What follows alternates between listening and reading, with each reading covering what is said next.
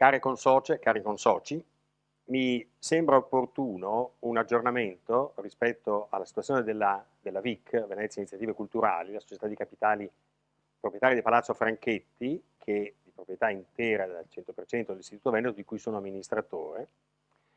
che aggiorni le condizioni che vi avevo comunicato con una lettera nel momento forse più buio del confinamento, nel momento in cui simultaneamente ci sono arrivate formalmente delle comunicazioni da parte di tutti gli affittuari del palazzo sopra il fatto che vi sarebbero state difficoltà nel reperire gli affitti contrattuali per l'anno 2020. Ora, è evidente che la situazione era preoccupante anche perché le attività che si svolgono in Palazzo Franchetti, che sono le attività congressistiche naturalmente, le esposizioni, le attività di insegnamento in presenza, la ristorazione in definitiva, erano ovviamente le più colpite dalla pandemia che ci ha colpiti.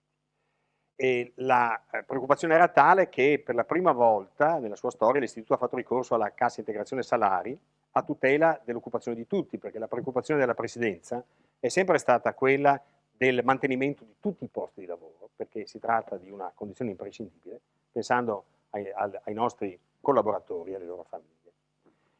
È un messaggio positivo quello che vi porto, non le cose andranno bene, le cose vanno bene. Noi ci aspettiamo, il bilancio per l'anno in corso non spaventa più.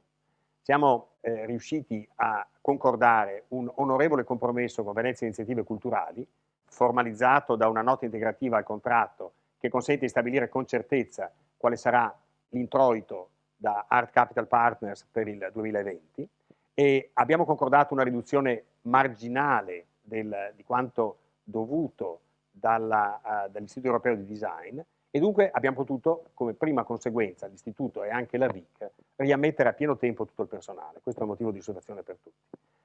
E le prospettive, molto lavoro è stato fatto naturalmente sopra l'utilizzo di Palazzo Franchetti. Abbiamo chiesto all'amministrazione comunale che riconosca lo status particolare di Palazzo Cavalli Franchetti, un bene unico, che è gestito pro bono da amministratori per conto di un ente di cultura e confidiamo che l'amministrazione culturale riconosca questo carattere particolare. Siamo molto impegnati in un progetto di modifica della ristorazione, quella che era comoda per i soci e vorremmo poter immaginare una condizione privilegiata del genere anche per il futuro, in un contesto per cui prefiguriamo un esperimento in cui Palazzo Franchetti diventa in qualche maniera il ballon d'essai per la nuova ristorazione a Venezia, in cui non possono più essere fatte certi tipi di speculazione, certi tipi di vicinanza che erano caratteristiche forse della gran parte delle attività di ristorazione in Venezia. Siamo fiduciosi, stiamo trattando con degli enti e delle amministrazioni di primo ordine e siamo convinti di poter portare ai soci presto una proposta di grande interesse anche commerciale, perché ci siamo resi conto nel passato di quanto importante, quanto strategica possa essere la ristorazione, non solo rispetto alle altre attività di Palazzo Franchetti, ma in generale per la posizione critica della nostra proprietà.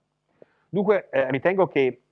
Palazzo Franchetti sia diventata a tutti gli effetti l'immagine dell'istituto. È pur vero che un'istituzione culturale vive di uomini, vive di produzione culturale, lo ha fatto per 200 anni notevolmente, eppure Palazzo Franchetti è diventato un patrimonio cruciale della città e del suo territorio. Io credo fortemente che il suo destino debba essere inscindibile da quello dell'istituto. Un'immagine essenziale per Venezia e per il suo territorio attraverso l'Istituto Veneto di Scienze e Lettere d'Arte. Un caro saluto, a presto, arrivedervi.